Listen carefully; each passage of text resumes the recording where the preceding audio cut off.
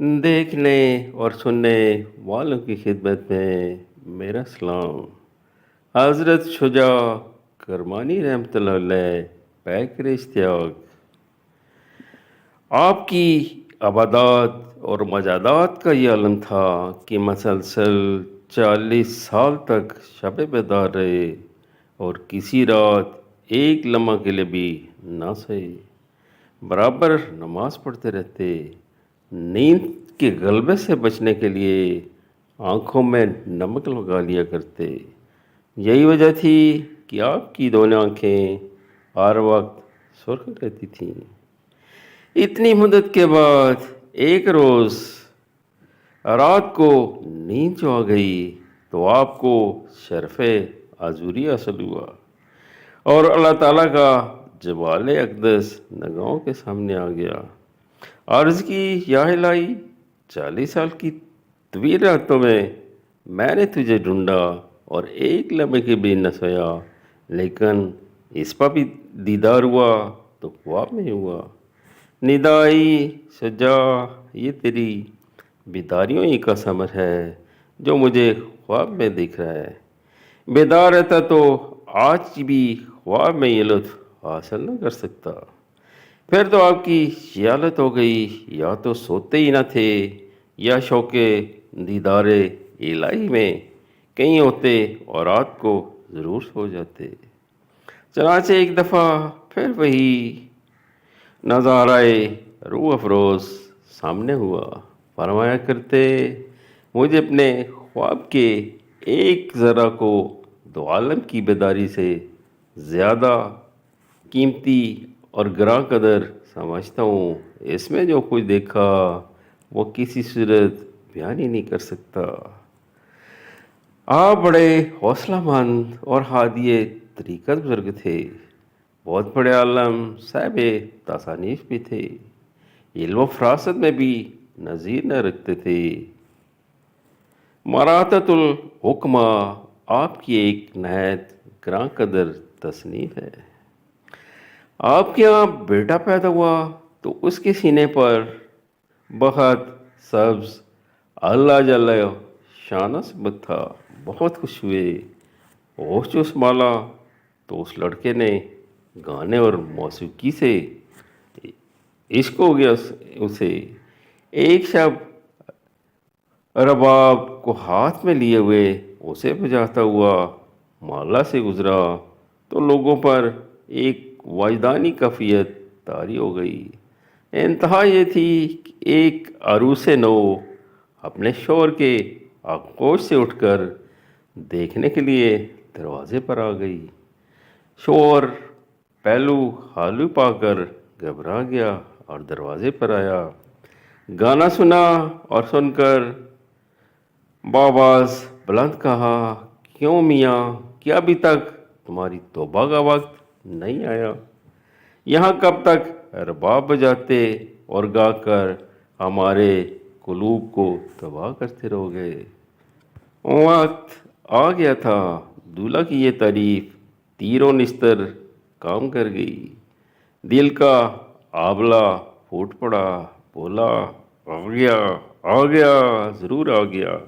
उसी वक्त रबाब को ज़मीन पर दे मारा, कपड़े फाड़ डाले और घर आकर नाया तौबा की और इज़्ज़त नशी होकर इस शान से इबादत शुरू की कि न 40 रोज़ तक पलक झपकी, न सोए, न कोई दाना ओढ़कर मुँह में गया। 41वें रोज़ बाहर जाने का अज़म जो किया तो बाप बोले, बेटा, हमने जितना 40 साल में हासिल किया था इतना तूने 40 दिन में ही हासिल कर लिया। ये जवान बहुत बड़ा वली हो गया।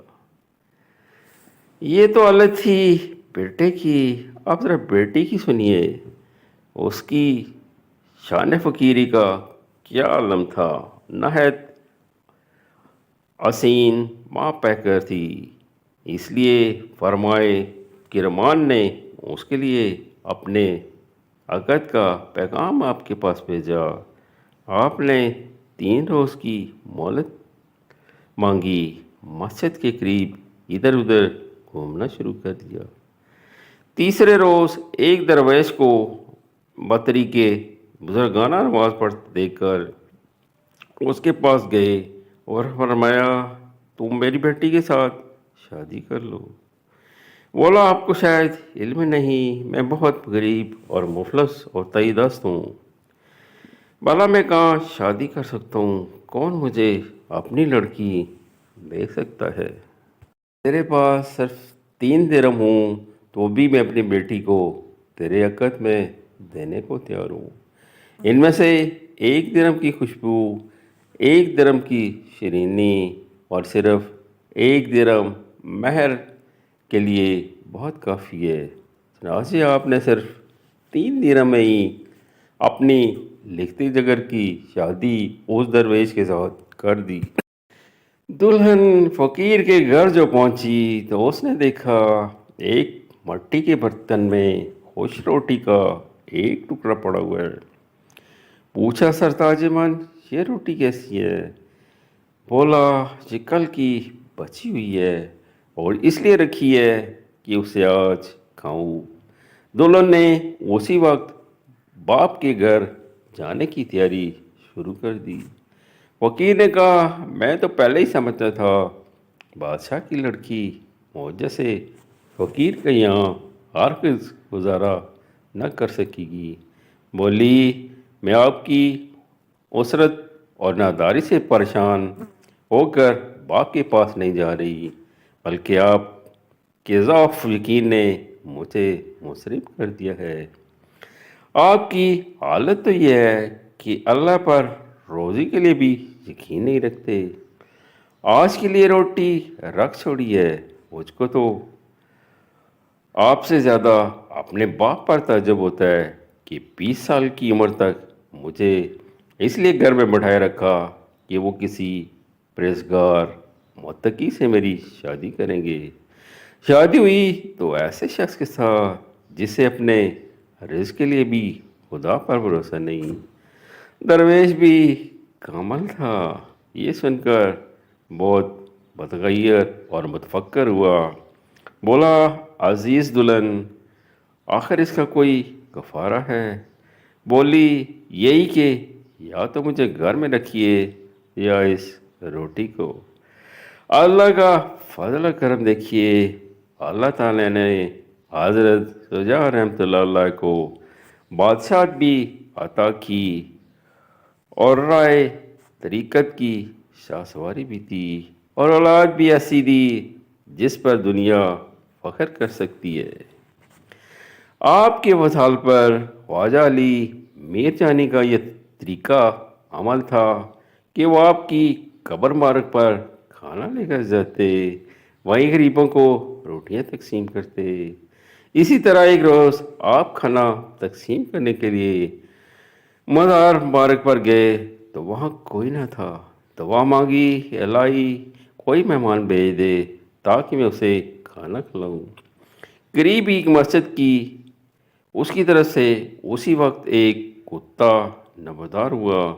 خواجہ علی نے اس کتے کو للکار کر بھگار دیا۔ ندا آئی اور قبر سے آواز سنی کیوں خواجہ تیری اس دا پر ایک کتا بھیجا گیا جو تیرا مہمان اور تیری طرح اللہ کی مخلوق تھا، تو نے اسے کتا سمجھا، مگر یہ نہ جانا کہ وہ خود بخود پیدا نہیں ہو گیا، اسے بھی روزی دینے والا وہی ہے جو تجھے روزی دیتا ہے۔ اور جیسے سن کر بہت گھبرا گئے، کتے کی تلاش میں نکلے، بہت تلاش کیا نہ ملا تو آپ اسے ڈھونڈنے کے لیے جنگل کی طرف گئے۔ کیا دیکھتے ہیں ایک گرے درخت کے نیچے وہی کتا اپنی آنکھیں بند کیے ہوئے لیٹا ہوا ہے۔ خواجہ کے پاس جتنا کھانا تھا وہ سب کا سب اس کتے کے سامنے رکھ دیا، لیکن کتے نے اس کھانے کی طرف آنکھ اٹھا کر بھی نہ دیکھا۔ اب تو خواجہ اور شرمندہ اور پریشان ہوئے اور اپنی دستار اٹھا کر کتے کے سامنے رکھ دی اور توبہ کی۔ کتے نے انسانی آواز میں کہا، خواجہ خوش رہو، اگر تمہیں مہمان کی تلاش ہے تو پہلے آنکھیں پیدا کرو۔ خیر ہوئی کہ تم شاہ شجاع کے خادم تھے، ورنہ خدا ہی جانتا ہے کہ کیا ہو جاتا۔ ایک روز آپ نے احباب سے فرمایا، دیکھو، خیانت، جھوٹ اور غیبت سے ہمیشہ بچتے رہو، ان کے سوا تمہیں اختیار ہے، جو چاہے وہ کرو۔ فرمایا، اگر تم نے دنیا چھوڑ دی تو سمجھ لو کہ تو نے توبہ کر لی، اگر خواہش نفسانی پر غلبہ پا لیا تو جان لو کہ تم کامیاب ہو کر اپنی مراد کو پہنچے۔ اجازت اس دعا کے ساتھ، اللہ ہم پہ بھی اپنا کرم کرے، آمین۔